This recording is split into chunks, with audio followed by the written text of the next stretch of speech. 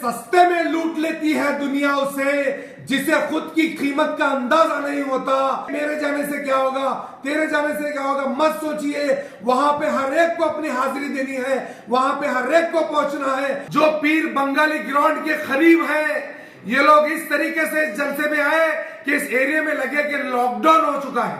आप लोगों को वक्त बचाना है, देश के कॉन्स्टिट्यूशन को बचाना है, तो अपने घरों से बाहर निकलना है और अपनी तादाद को ज्यादा से ज्यादा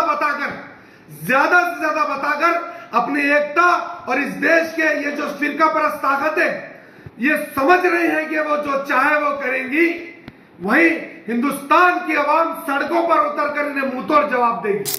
कल संडे के दिन 4 मई को पीर बंगाली ग्राउंड पर एक ऐतिहासिक एहतजाजी जलसा रखा गया है, जो कि वक्फ अमेंडमेंट एक्ट के खिलाफ जो पूरे मुल्क भर में all India Muslim personal law board की हिदायत पर जिस तरीके से प्रोटेस्ट हो रहे हैं, उसका एक हिस्सा है। जिस तरीके से 27 तारीख के दिन गुलबर्गा शहर में हजारों की तादाद में हमारे नौजवान भाई, हमारे पर्दानशीन माए बहनें आकर जिस तरीके से उस रैली को कामयाब किए थे, उसी तरीके से इस जलसे को कामयाब करना है।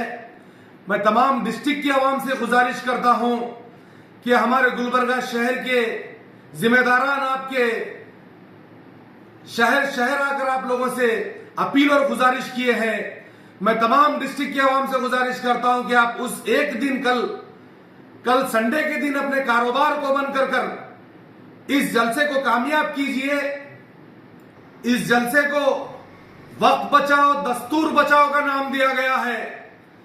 वक्त बचाना हमारे मुल्क के कॉन्स्टिट्यूशन को बचाना है, हमारे मुल्क के दस्तूर को बचाना है।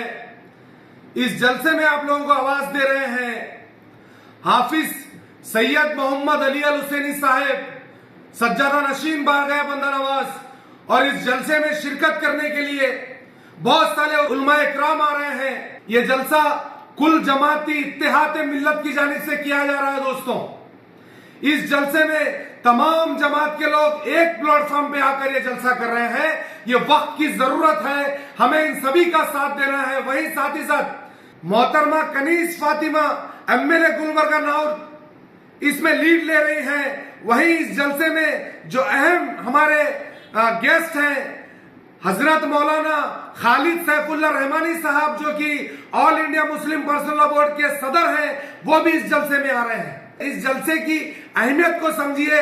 मैं गुजारिश करना चाहता हूं, जो पीर बंगाली ग्राउंड के करीब है, ये लोग इस तरीके से इस जलसे में आए कि इस एरिया में लगे कि लॉकडाउन हो चुका है।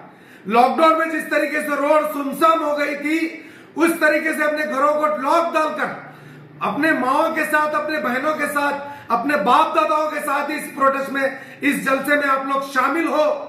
क्योंकि आने वाली 5 तारीख को जो सुप्रीम कोर्ट में वक्फ बोर्ड का जो केस चलने वाला है, वो कहीं ना कहीं आप लोगों की तादाद पे डिपेंड होने वाला है। दोस्तों, ये सुप्रीम कोर्ट, ये कानून देश के संविधान से तो चलता ही है, वहीं साथ ही साथ पास्ट में हम लोगों ने देखा है कि आस्था की बुनियाद पर भी बहुत सारे फैसले इस हिंदुस्तान की सुप्रीम कोर्ट में हुए हैं।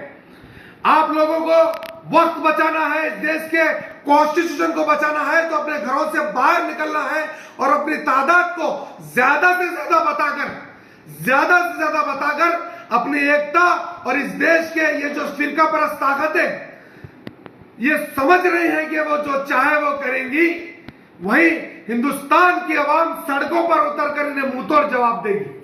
बड़े सस्ते में लूट लेती है दुनिया उसे, जिसे खुद की कीमत का अंदाजा नहीं होता। आप अपनी कीमत समझिए, आप अपनी वैल्यू समझिए। किसी एक मेरे जाने से क्या होगा, तेरे जाने से क्या होगा मत सोचिए। वहां पे हर एक को अपनी हाजिरी देनी है, वहां पे हर एक को पहुंचना है। लब्बैक कहकर सभी हमारे जो लीडर्स वहां पर आकर जो हमें गाइडेंस देंगे कि आने वाले किस तरीके से हमें लड़ाई लड़नी है।